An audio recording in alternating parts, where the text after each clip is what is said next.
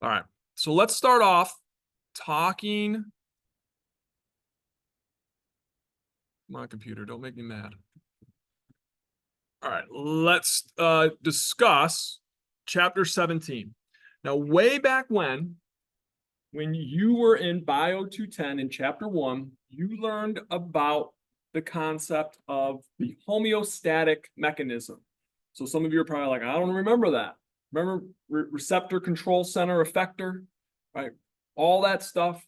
You learned, okay, that your body, when we're discussing homeostasis, likes to maintain a specific internal environment in the face of changes to the external and internal environment. That's what a stimulus is. It's a change to the environment. And so you can have an external stimulus, like the temperature in this room is external to us, or you can have an internal stimulus, like a stomach ulcer, something that's going on inside of you, right?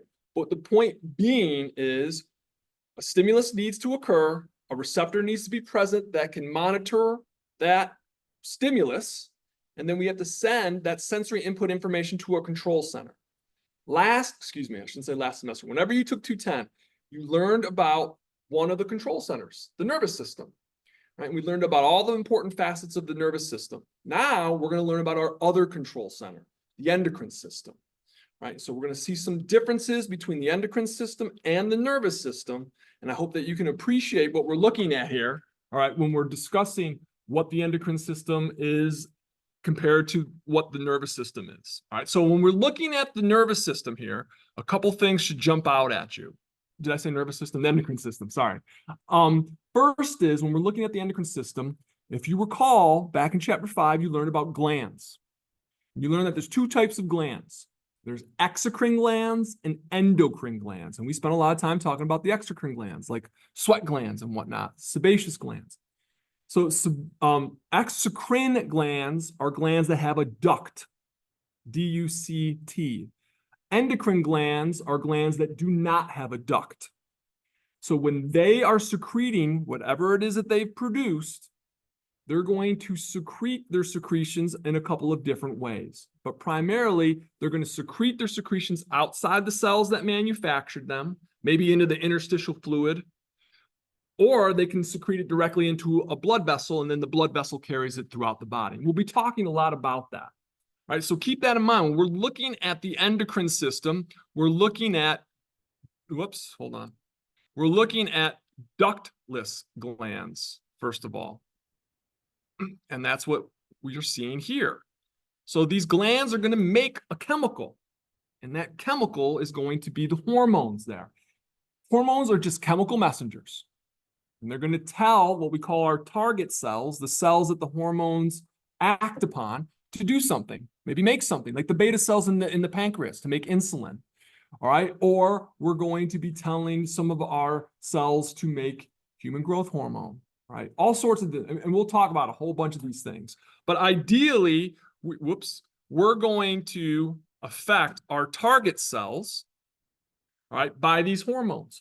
So these target cells have to have these specialized receptors on the surface of the cell. And so when that hormone, that chemical, interacts with that receptor, it's going to cause some sort of response, hopefully. And we're going to discuss that this whole semester. So when you're looking down here at these bottom 4 bullet points here, that's essentially what we're looking at for the endocrine system there. All right, so you see, all right, the hormone cells produce the hormones, secrete it into the interstitial fluid or directly into the blood. Right? If it does it just into the interstitial fluid, then eventually that interstitial fluid will flow towards a capillary, and then it enters into the blood. And then it travels throughout your circulatory system, and it's seeking out a target cell. And when it finds the target cell, and if the receptors are present, it will interact with that target cell, and we'll get some sort of response, or we'll stop a certain response. And we'll get into all of that. Okay. So, like I said, the endocrine system is one of our 2 control systems in the body. All right, that will be the brain, nervous system, and then our endocrine system. So when we're dealing with the endocrine system versus the nervous system, like the nervous system, how does it send its messages out to its target cells. You remember? Remember the nerve impulses, the action potentials, all that fun stuff? We had to learn about the sodium, potassium, gates and all that. That was fun. All right. But it uses electrical signals. The advantage to that is that's really fast and quick. Issue is with the endocrine system, it takes a little bit longer to get the response started. But the good news is it lasts longer. Nervous system responses usually they happen quickly and then they're done. Endocrine system responses last a little bit longer here. Well, since we said that the hormones are chemical messengers, another name or term that we'll use to refer to the hormones are called ligands. And basically the ligand is that substance, that structure, whatever, that is going to bind or attach itself to a receptor. Okay, so the receptor has a specific configuration to it that's unique to a specific ligand. And in this case, since we're talking about the endocrine system, that ligand is going to be the hormones. Right, so the hormone is going to be specific there. All right, so again, when we compare the nervous system and the endocrine system, a couple things. Nervous system utilizes the blood vessels there. Right? It can have a very widespread response, longer reaction times, and longer lasting effects. Right? Whereas with the nervous system, we don't see that. You won't have as wide a spread. In some situations, you will. Like, for example, when we stimulate the neurosecretory cells in our adrenal medulla to produce epinephrine, that's a specific response that our nervous system, one single neuron that travels directly from your spinal cord all the way down to your adrenal glands. That's one cell that does that. It runs its whole gamut all the way down to the adrenal gland, and then it releases epinephrine or norepinephrine, which is also known as adrenaline. Okay, you hear the stories about the mom lifting the car off the baby. That's how this all comes about. Okay, so that's just kind of looking at both the control centers for the endocrine system versus the nervous system. And that's what this picture here is kind of showing us here. You can kind of see here, there's our nervous system. I'll zoom in on that. All right, so you can see how the neuron, this is exactly what I was just describing to you, with the neurosecretory cells. You've got that one neuron that will send the nerve signal here to the target cells. And then those target cells will secrete something, okay? In this case, epinephrine, norepinephrine. And so in the case of our endocrine system, you can see, where are you? You can see here, we have our endocrine gland and it has a blood vessel nearby. So these endocrine gland cells are producing the secretions. They dump it into the actual blood capillary here. But notice there's a space in between the blood capillary and the cell. And that space is called what? Well, that's what you'll find. A lot of people will refer to it as the extracellular space, but then you can break it down into different compartments, which we'll learn later on in this semester, right? But in that space there is the interstitial fluid, right? And so then the hormones travel through the interstitial fluid, go into the blood, and then they'll travel all throughout the body, finding the target cells. All right. So, of course, on every chapter, when we talk about these systems, one of the first things we're going to discuss are the functions of that system. So let's start off here by talking about the endocrine system here. And if you look right up there, you can see three very important functions that also coincide with three characteristics of biological organisms. I'm going to close that door. Okay, no one recording here? All right. So when we're talking about the endocrine system's functions and its characteristics here, it's going to regulate development, growth, and metabolism. What's metabolism? I just taught this to my 210 class last night. Y'all remember? Yes. It's essentially, if you really want the skinny of it, the simple definition, it's chemical reactions. That's all metabolism essentially. It's chemical reactions that occur inside the body. And some of those chemical reactions are going to either break a large molecule down into smaller ones, like digestion when we eat food, or it can, and we call that catabolism, or you have anabolism. where we take a bunch of small things and stick them together to make a larger molecule. And so, for example, you'll see that with steroid uses, anabolic steroids. They build muscle mass, skeletal muscle mass. So they take amino acids, put them together, and then they start to make these complex proteins that, remember, actin and myosin builds tons of actin myosin, the cross bridging. Okay. And so that's what we'll see with anabolism. So think about that when you're looking here at the functions of the endocrine system here, when we talk about development, growth, and metabolism. And you'll learn all of this throughout this semester here, especially in chapter 29, when we talk about, right, fetal development.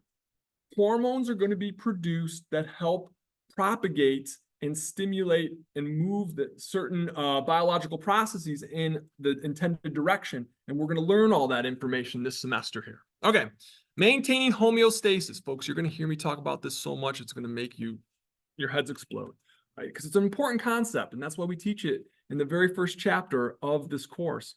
That homeostasis, your body is always striving for balance. It wants homeostasis. When you're not in homeostasis, what's going on with you? What's happening to you? You're sick. That's right. You get sick. All right. You're in a state of disease. Okay. So, for example, all right, let's go to blood pressure. What's the normal value for blood pressure? 120/80. That's right. But there's a range for it, right? So you have 140/90 is the high end, 90/60 is the low end, and then 120/80 is in the middle. So your body wants to keep you in that range.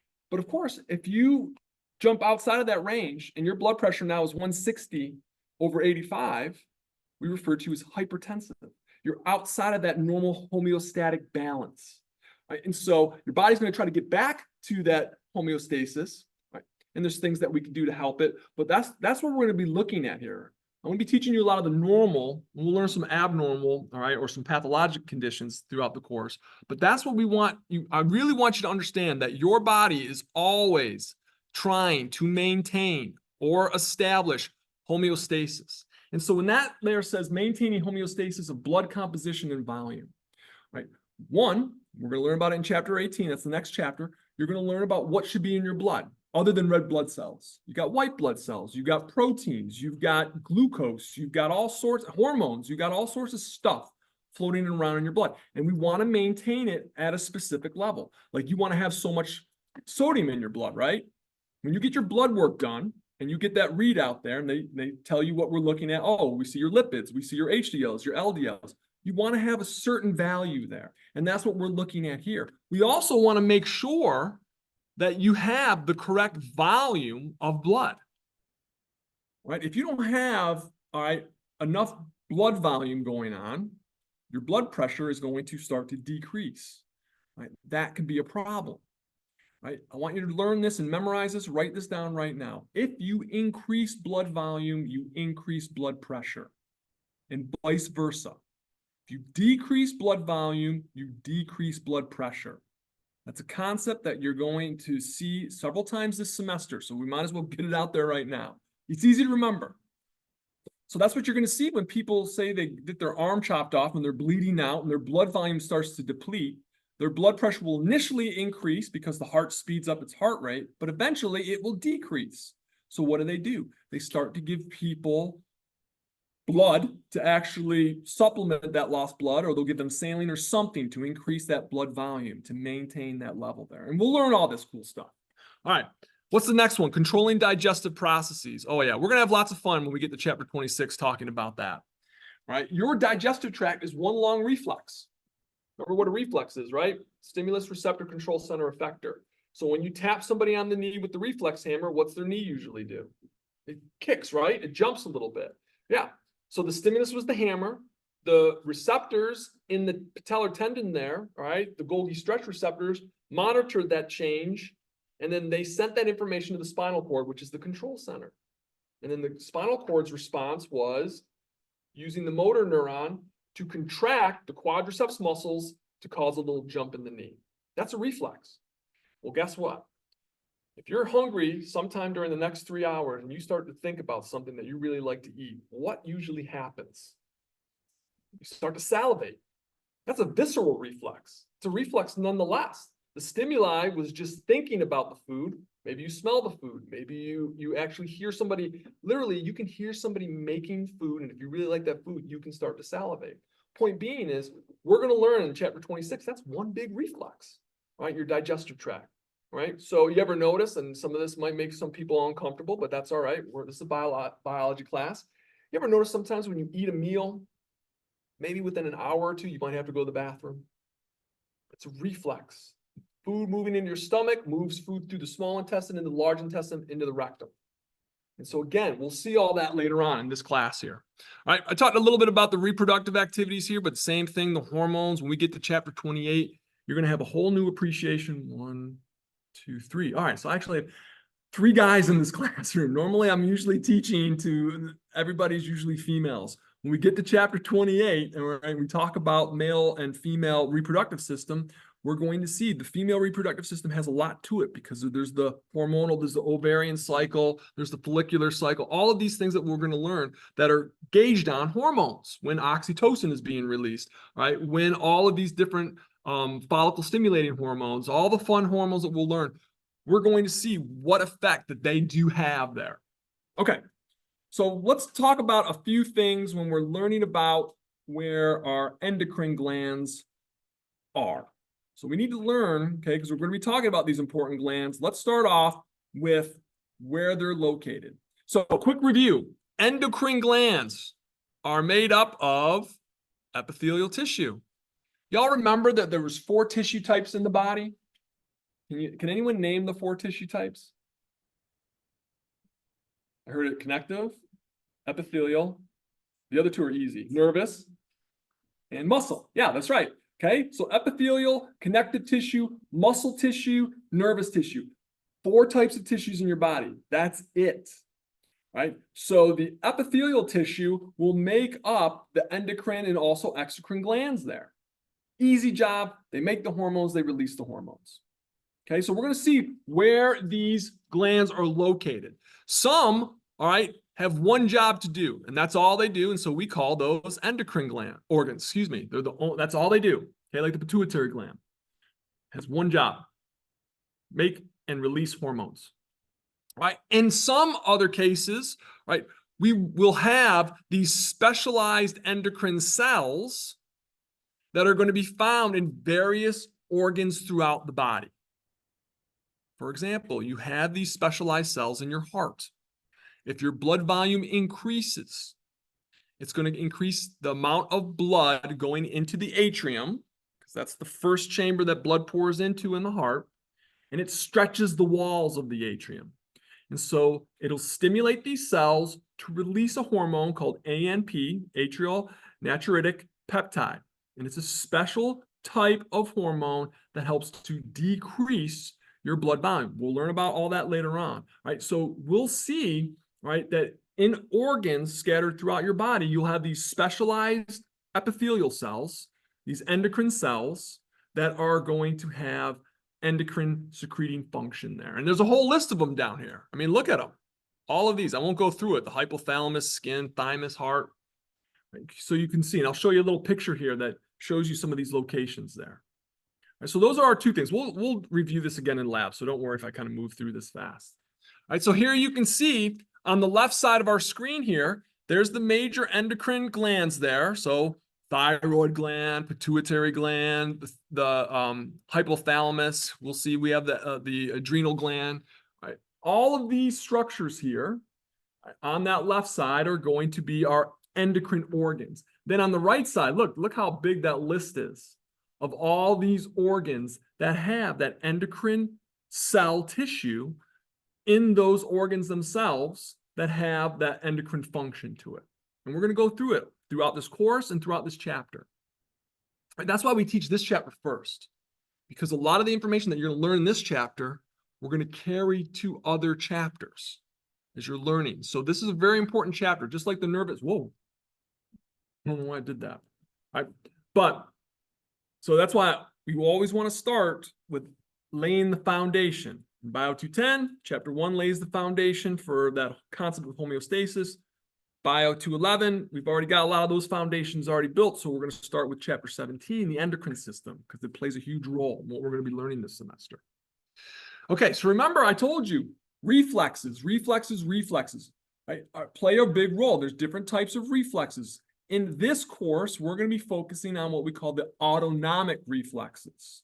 Those reflexes are pretty much regulated to remember the autonomic nervous system, parasympathetic and sympathetic, okay, fight or flight, rest and digest, right? So the autonomic nervous system is that nervous system that kind of takes care of things without us having to focus on it. For example, right now, before I came here, I had 2 cheese sticks. My stomach is digesting those. I don't need to tell my stomach to do it. It's doing it.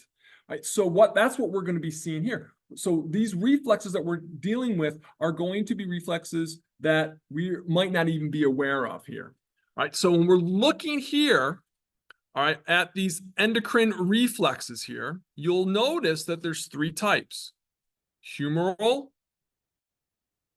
hormonal, and nervous. We'll go through those. We'll run through those. All right. So let me do an order: hormonal, humoral, and nervous here. So hormonal, again, easy to know this one.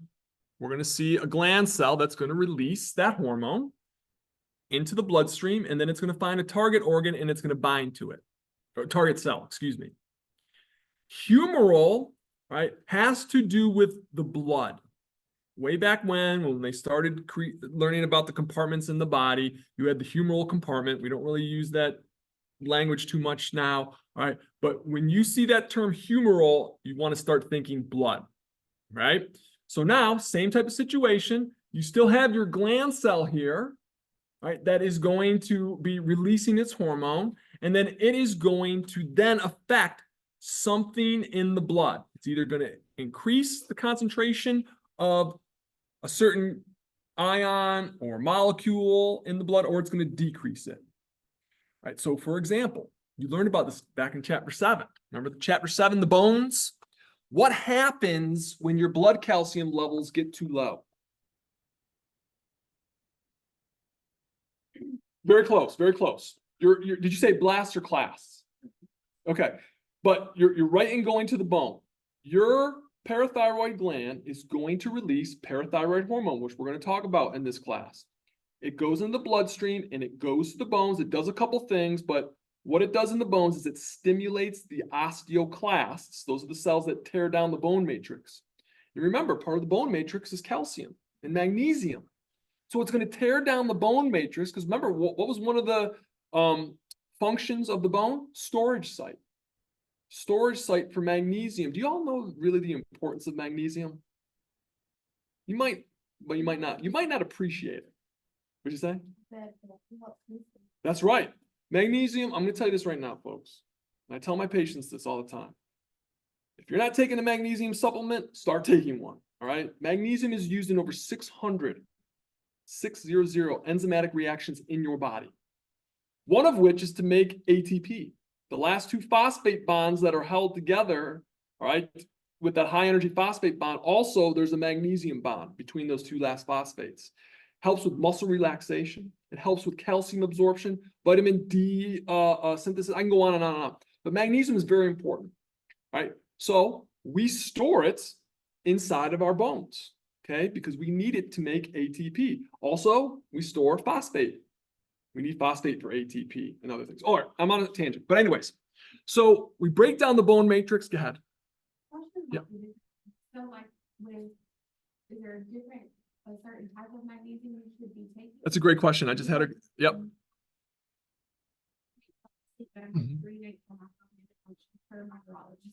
Earl, you're nailing it today. Yes, that's right. 3-8 is the only magnesium that can go past the triple B, the blood-brain barrier, and it improves cognitive function.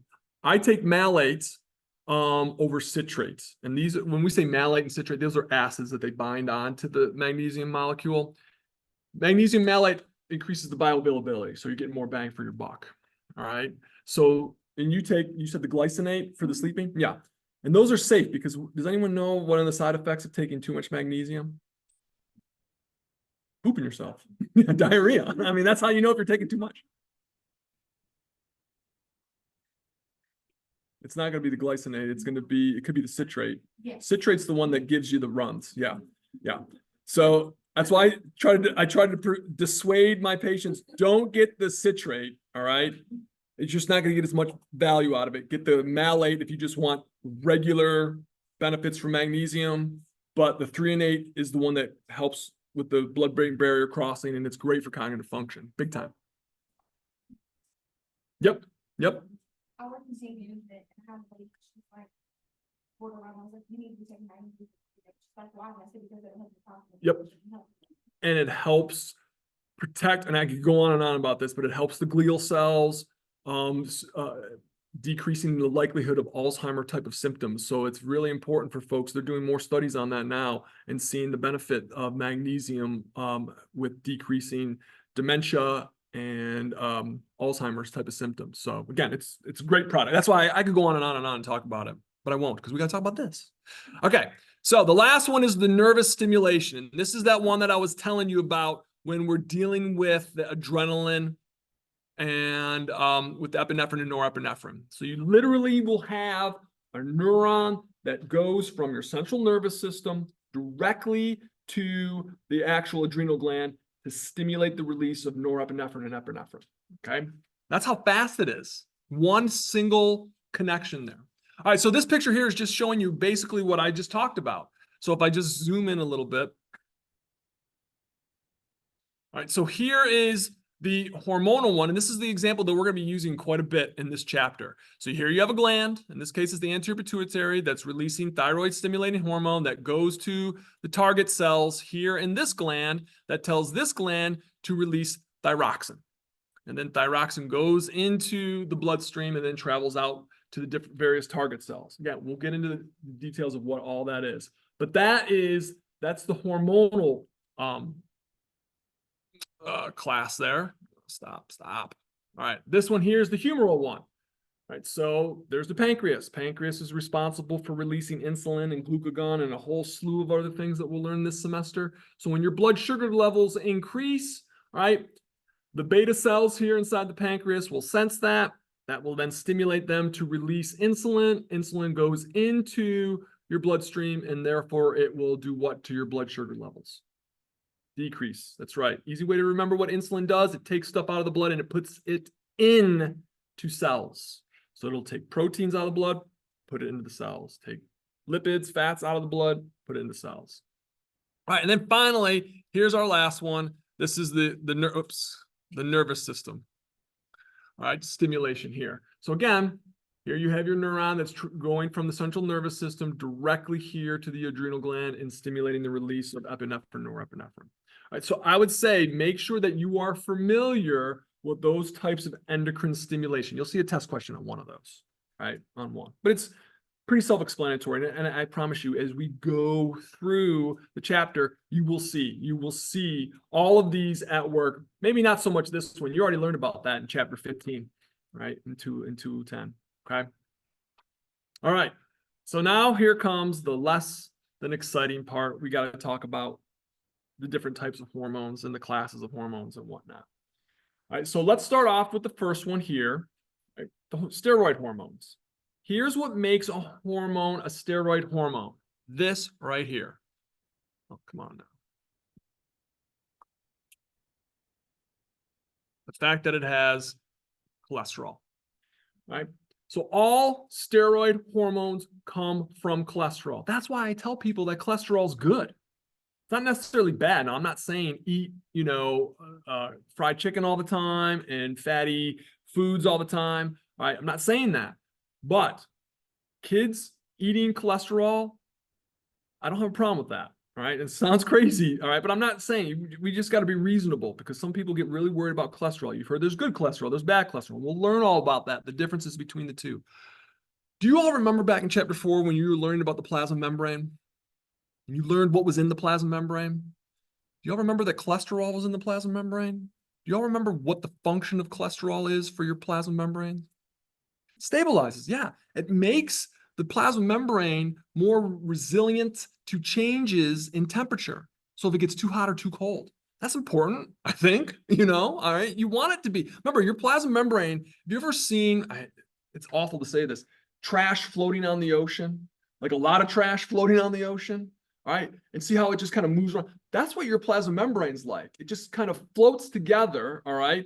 But that's what we want to maintain. If you don't have enough cholesterol in that, you're not going to have a very fluid-like plasma membrane. So cholesterol is important in that. Here's another reason why cholesterol is important.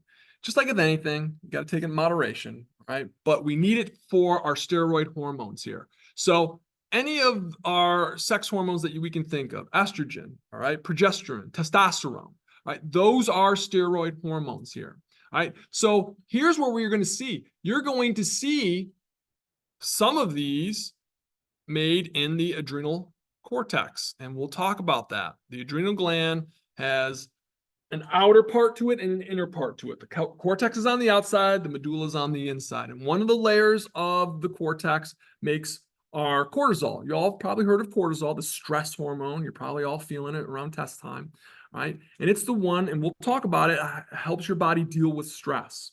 It's also antagonistic to insulin. I'm going to tell this right now.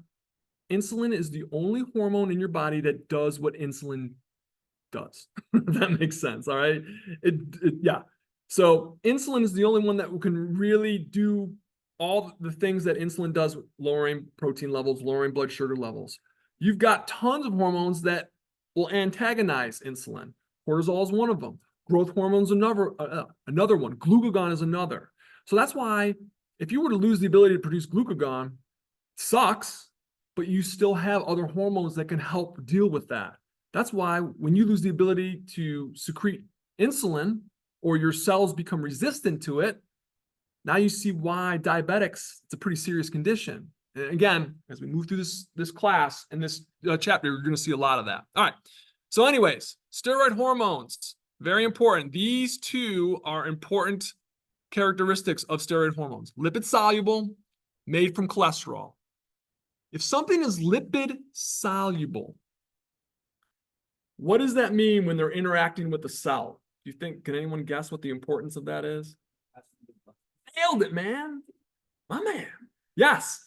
If something's lipid soluble, because remember, your plasma membrane is what we call the phospholipid bilayer, right? And so if something's lipid soluble, it can travel right through it. Okay? Like it could, like as easy as it, you could move through this wall. All right, it travels right through it. If it's water soluble, we all know what happens with water soluble and lipid soluble substances when they're mixed together. For example, if you've ever made pasta and you boil your water and you put some oil on top of the water, it doesn't diffuse away. It doesn't dissolve into that, okay? Because it's water soluble and it's lipid insoluble. So that's why, and we'll talk about, the reason why I bring this up is because we're going to learn, all right, what happens with certain hormones that are water soluble and certain hormones that are lipid soluble. So just kind of keep that in mind. All right, the next type of hormone are what we call the biogenic amines or the monoamines. Sometimes you may hear these referred to as the MAOs, right, or MAOs. That's what some folks call them. All right, those are the monoamines here. And so again, it's an amino acid. Essentially, that's what we're looking at. And so these types of hormones here, all right, a couple things here. The catecholamines are epinephrine and norepinephrine, thyroid hormone, and then melatonin. That's the sleepy bye-bye hormone, okay? And then we have this characteristic, water-soluble. So if you're a water-soluble hormone, it's just going to be a little bit more difficult for you to interact with target cells. If you're lipid-soluble, no problem. You got a key to get right into the gate. You're moving right on in. Water-soluble, and we'll talk about those. I don't know if we'll talk about it today, but we're going to see what water-soluble hormones have to go through compared to what a lipid-soluble hormone. If I could be a hormone, I'd want to be a lipid-soluble hormone. Life's easier that way. All right? Maybe I'd be thyroid hormone. Okay. So, questions about that so far? Again, I know this stuff isn't the most exciting, but at the same time, kind of want to get it out of the way before we get to the good stuff, the fun stuff. All right. So the next type of hormone is going to be our proteins. All right. Nothing really terribly exciting about the proteins except one, they're water soluble. Right. And so as you know,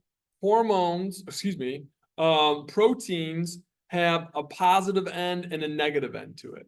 Right. And again, so you can see up here on the screen, we've got the amine end and then the carboxylic acid end. And so again, this is an acidic end, that'll be more of like a negative. and then there's a positive here. So there is some polarity here when we're dealing with that. All right, but again, a protein hormone is going to have a hard time getting across the plasma membrane, so we've got to go through and we'll talk about some of the extra steps that they have to do. All right, let's get out of that and talk about local hormones.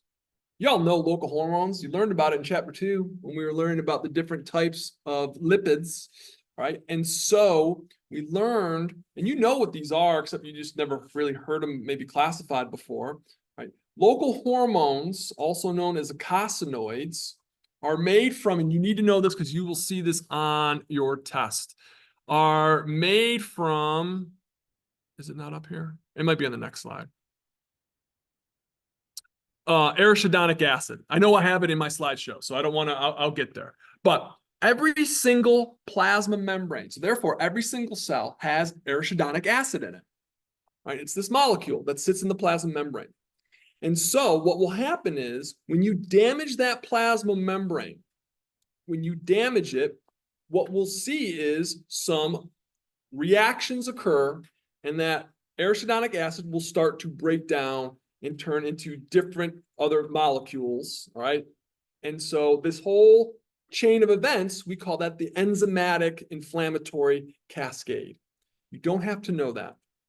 And what I mean by that is you don't have to know the steps to the enzymatic cascade, but just understand it is a cascading effect, like dominoes. One hits into the next, which knocks over that one, which goes into the next. So it's a process of these different reactions. And so during these reactions, we create these guys, these eicosanoids here. And so we'll start to produce these different types of eicosanoids. One of the ones that are up here is known as the prostaglandins here. And so prostaglandins are going to be involved in the inflammatory process, swelling, inflammation, pain. Right? And so there's other types of eicosanoids. There's prostacyclins, there's thromboxanes, right? So there's a whole litany. So we have made drugs that will block the formation of certain eicosanoids. Right? Aspirin is a perfect example. Steroids, a lot of painkillers, over-the-counter painkillers, will stop this enzymatic cascade somewhere along its process there. Right? And so going on and on, but when we're dealing with these local hormones, they are when the cells themselves make the hormones, and then they release them all around them, right? They're not meant to travel to like all throughout the body. They're supposed to stay close by. So when they release those hormones, we'll see two types of stimulation occurring. We haven't talked about these yet, but I will. One is autocrine stimulation, which means that the cell produces this eicosanoid or this hormone, and it does something to the cell itself. The paracrine one is that eicosanoid can be released, but it's still not going to be able to affect something on the opposite end of the body. It doesn't work like that, right? So that's what these eicosanoids, these local hormones do. They will either affect the cell that made it or the neighboring cells, but that's it. That's why we call them local hormones. They stay close by, right? They stay close by. But keep in mind, they come from arachidonic acid, which is part of the phospholipid bilayer in your plasma membrane. So that means every single cell has that, all right, fatty acid in it. That fatty acid undergoes some chemical reactions, enters into this enzymatic cascade, and it'll produce the eicosanoids. And the example that we see here is going to be prostaglandins here. And so you can see some of the drugs that we use to block that enzymatic cascade. All right, lipid-soluble hormones. All right, so now we're going to go and talk to you about when a hormone is released, it travels through the blood, whatever. How you doing? 211? Okay. All right, so our lipid-soluble hormones, right? Again, and I don't even know your name. What was your name? Yeah. Sam. Okay. Well, Sam eloquently put it to us that if you're lipid soluble, you can diffuse across the plasma membrane here. And that's what we see here with our lipid soluble. They can diffuse directly across the plasma membrane. Now, I don't think, I haven't had anybody in here for my 210 class, right? Okay, good, because I'm that, wait, when, But it it was, was a while ago. yeah. Okay, okay. That's all right, I was gonna say. Okay. Well, when I teach 210, I tell folks that in order for something to diffuse across the plasma membrane, that means to go from outside of the cell to inside the cell and vice versa, it has to have two characteristics. It has to be really small and non-polar, and those are both up there. But now we're adding a third characteristic into that, and that's lipophilic. Right? So there's three characteristics now to diffuse across the plasma membrane without any issue. You're going to be small, you're going to be non-polar, and lipophilic. Essentially, lipid-soluble. You can go right through. Okay, so with the lipid-soluble hormones, when we're dealing with them, so they're able to get into the cell. Right now they're inside the cell. What are they going to do? Well, we've got to turn on some machinery inside the cell. Where is all the machinery inside the cell? It's usually in the cytosol, right? But sometimes we have to activate some DNA to make some proteins to make some of the parts and pieces that we need. So we will see that the receptors for these hormones are in one of two places, the cytosol or the nucleus. Okay, so the cytosol or the nucleus. So once that hormone's inside the cell, it's going to look for a receptor. And so if it's in the nucleus, it'll head it into the nucleus. If it's in the cytosol, it will bind onto something of this nature called the hormone receptor complex there. And so that hormone receptor complex is going to be the hormone itself and the receptor that it's looking for, which is essentially a protein. That's all it is here. And so when it binds, all right, we're going to see this guy form here called the hormone response element, the HRE. And so notice we're going to go and deal with some DNA. Y'all know what DNA is, right? Let's do the layman definition of DNA. Each of your cells has an instruction manual to you. What color your eyes are, how tall you're going to be, how smart you're going to be, all right? If you're going to be short or tall. Every single cell carries all that information in there. And it's stored in the nucleus, in the DNA. So if you're going to make insulin, the instructions on how to make that insulin is in the DNA. So sometimes we got to pull that instruction manual out, read through it, and then move forward with making whatever it is that we just read off of that DNA. And that's what happens here. So we're going to go in, read the DNA, and then guess what we're going to make? Messenger RNA. What you need to know for messenger RNA is that it is the molecule that makes proteins. That's all you need to know. Okay, I'm not going to go into translation and transcription. If you want to do that, read chapter 3. All right, you'll have fun with that. All right, but what we're going to do is we're going to retrieve the information from the nucleus, from the DNA. I'll show you a picture here. It makes it much more sensible here in a second. We're going to retrieve that information from the nucleus, and then we're going to create these molecules called mRNA, which are going to help us to make specific proteins to help us make whatever it is that the hormone wants us to make. Okay, might want us to make a hormone itself, or it might want us to make an antibody or something. Okay. And so as a result of this, when we make those proteins, we'll see either one of two things: structural or metabolic effects. What do you think they mean by structural?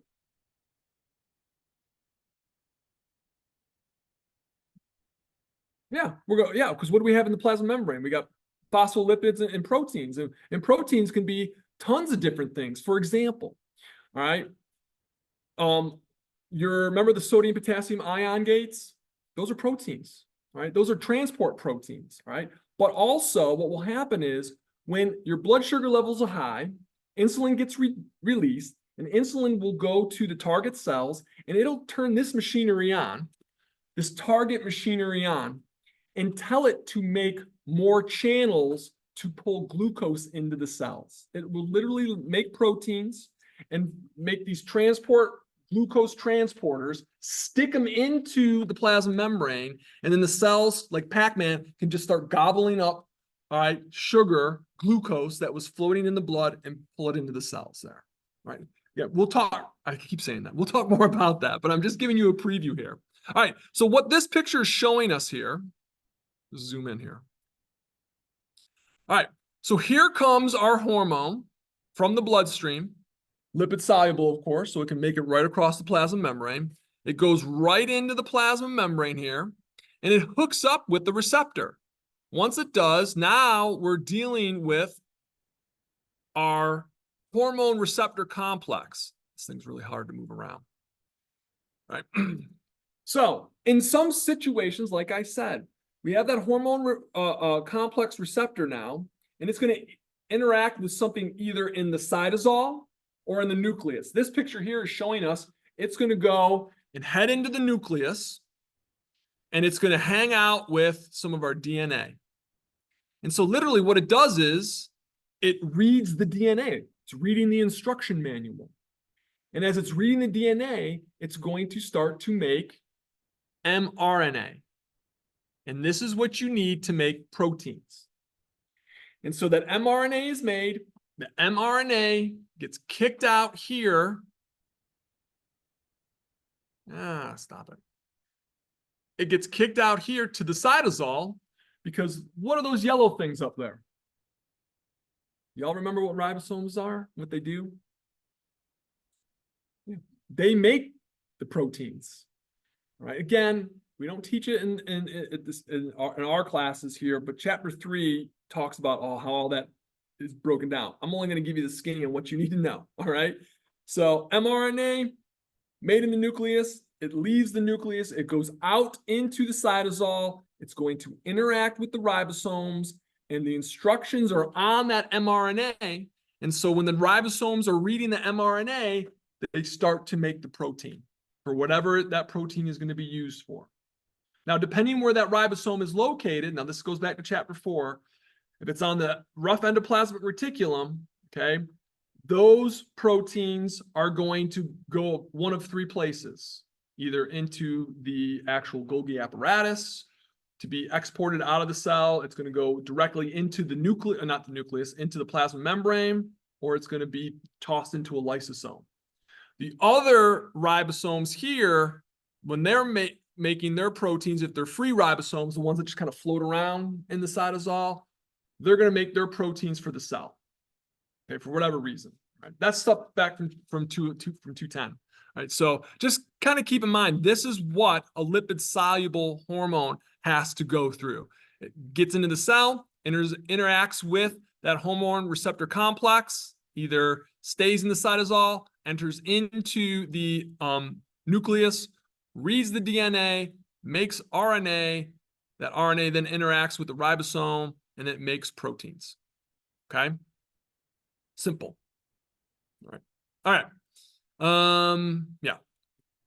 So here is that enzymatic cascade I was telling you about.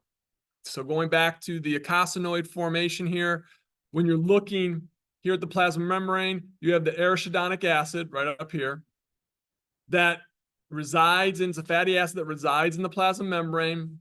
It gets damaged, and then it starts to undergo a series of different enzymatic reactions, starting off with phospholipase A2. You don't have to memorize all these steps, but what you'll see is it goes through a whole process and it produces these different types of local hormones, those eicosanoids there. Right? And so those are some of them. There's a couple more, but prostaglandins, thromboxanes, and leukotrienes there.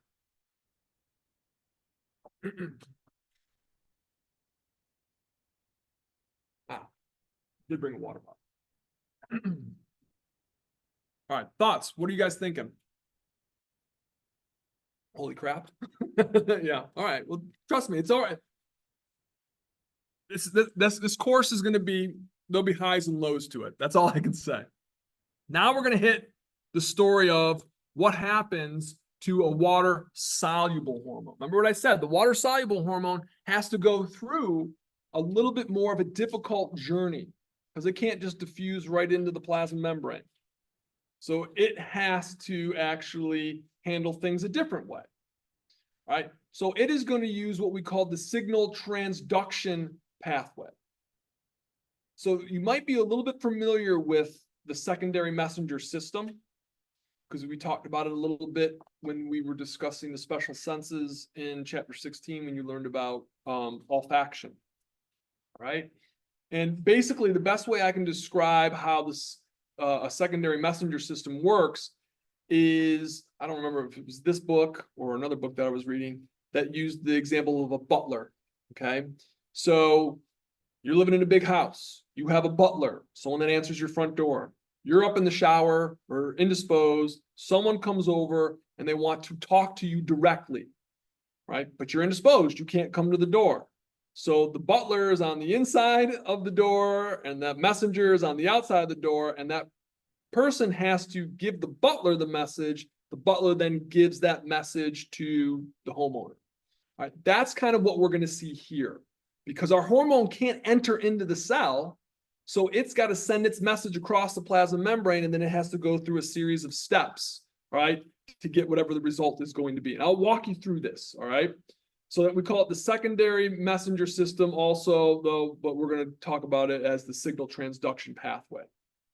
So the first messenger is going to be the hormone, okay? So the hormone's released into the blood, right? It heads over to the cell. I'm going to come back to this slide here, I promise you.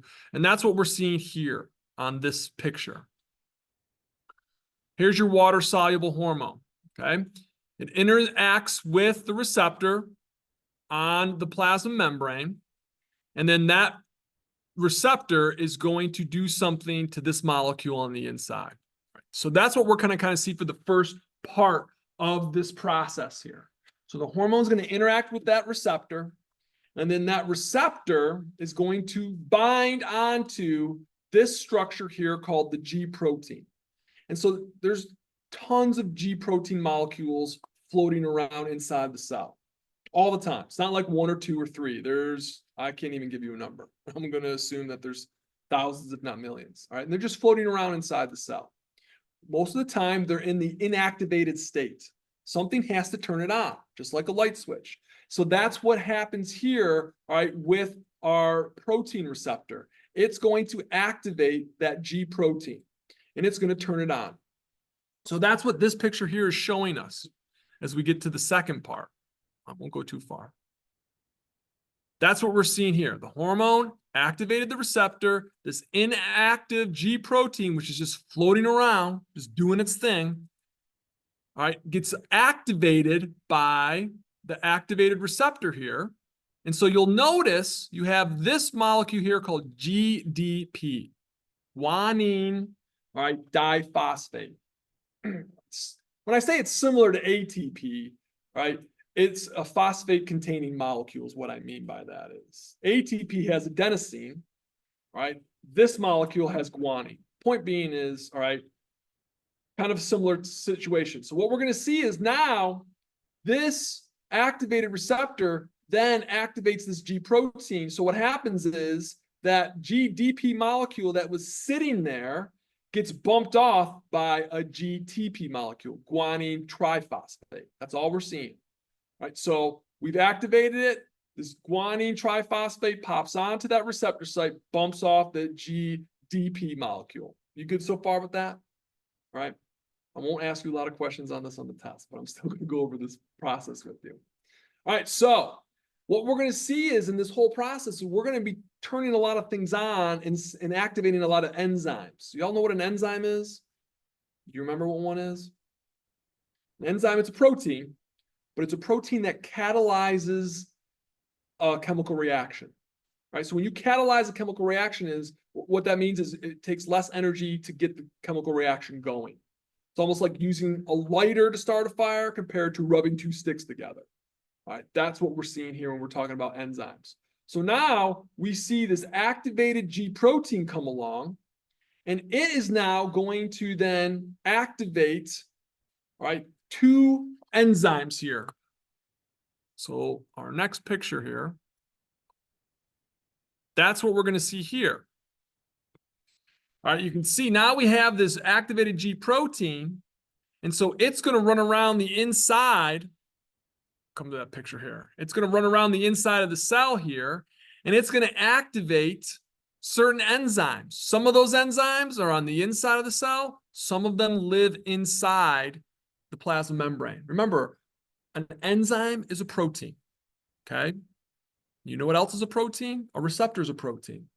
A gate, a voltage-gated sodium gate is a protein, all right? Proteins do a lot of things. An antibody is a protein, right? So that's what we're going to see here. That activated GTP is just going to turn this enzyme on. I'll get back to that in a second. I just want to finish this slide here. All right. So once we now activate that enzyme that we just talked about, that one example was adenylate cyclase. Once we activate that, that is going to be what we call our secondary messenger. That's almost like our butler. That is going to go and turn the machinery on a little bit. Okay. All right. So our adenylate cyclase is our enzyme that is going to catalyze some reactions for us. Once it's activated by the G protein, then we are going, and again, it's like one step after the next step after the next step. Now, this adenylate cyclase is going to actually create what's called CAMP or cyclic AMP. All right, there's a lot of different steps here. So the cyclic AMP is going to be one of these other molecules that is going to stimulate the activation of another enzyme. And that final enzyme is going to be protein kinase. And if you want to be specific, protein kinase A. Protein kinase, a kinase enzyme is an enzyme that runs around and likes to put phosphate molecules onto stuff. That's what it does. And when it does that, so we call that phosphorylation. And when it phosphorylizes or phosphorylates a molecule, in most cases, it's a binary thing. It's either going to turn it on or turn it off. That's what we're going to see. So it's a one or the other. Activate something or inhibit it. So like, again, now you can see all these problems, I shouldn't say problems, but this long process that water-soluble hormones have to go through. Right, they've got to get across, they got to get their message across the plasma membrane. Then they got to turn on a bunch of other proteins and enzymes.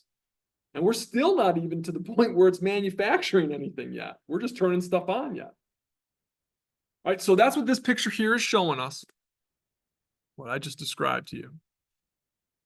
All right, so we activated that G protein. It comes along and activates the adenylate cyclase enzyme in the plasma membrane here. And that adenylate cyclase is going to cause ATP to become converted into cyclic AMP. So essentially, it's going to strip off 2 phosphate molecules. So it actually is an energy requiring process. So it breaks it down into cyclic AMP, and then that cyclic AMP is going to do one more thing, and it's going to activate this protein kinase A enzyme. We're not done yet. All right. Almost. Whoops. Did I go too far? No, I didn't. All right. The other enzyme that we can activate, right? Because there was 2. There's adenylate cyclase, and then there's the phospholipase C.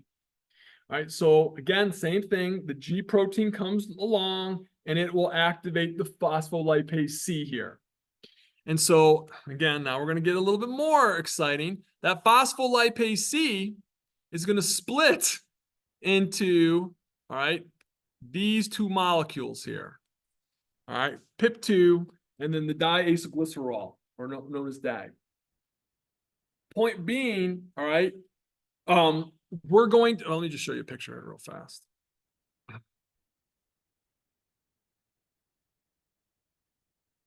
then I'll come back. All right, so here comes our G protein, activates the phospholipase C, and so that then splits, all right, our PIP molecule. It's a phosphate molecule. It's phospho and it's hard for me to pronounce it. But anyways, it's a long drawn out word. All right.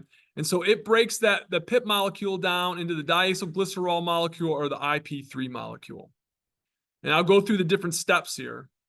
All right. But the IP3 molecule can then stimulate, all right, some of the calcium activity down here by the endoplasmic reticulum. Right. And then calcium, well, hold on. I'm jumping ahead of myself. Let me just focus on this part here. All right. So before I get too far ahead here, All right, so the PIP molecule gets broken down into the DAG molecule and the IP3. So DAG will go ahead and it will activate another kinase molecule, the protein kinase C. And again, when you see kinase, think of phosphorylation. It's going to go around and phosphorylate things. And in one of the situations, it can phosphorylate, for example, one of our calcium ion channels, open up that calcium ion channel and let calcium into the cell in case we need to depolarize the cell or we need that calcium for, say, some sort of contraction. All right, or if we're dealing with a cardiac cell, smooth muscle cell, or skeletal muscle cell here. All right, so that phosphokinase C is going to also do its phosphorylation thing. Right, and then the other one, that IP3, which I was telling you about, this one here is going to head over there down towards the endoplasmic reticulum, and it's also going to increase or release calcium into the cytoplasm. And so calcium, as you saw back in chapters 10 and 12, is very important molecule, because what do we need calcium for? There's four things that come to my mind. What do we need calcium for? Yeah, I heard muscle contraction is one. What else do we need it for? Nerve function, right? Remember, in order to release the neurotransmitter, we need calcium to go into the synaptic knob there. We also need it for bones. I mean, that's the easy one there. And then we also need it for brain fart. What do you say?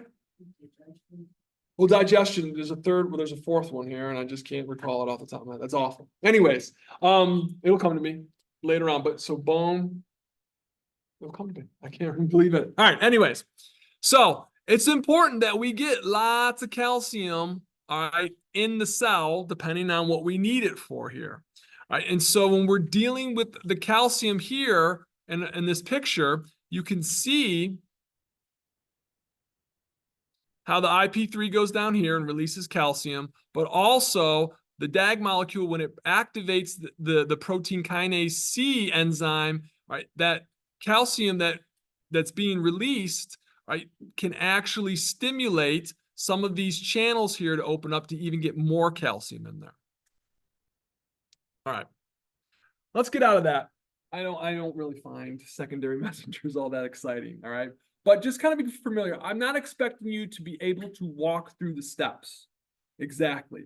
But I do want you to know what water-soluble hormones and lipid-soluble hormones are capable of. Meaning, lipid-soluble can diffuse right through the plasma membrane. Water-soluble have to utilize the signal transduction pathway or the secondary messenger system. Right? And just be familiar with some of those processes there. Okay. I'm not going to ask you to write it all out. All right.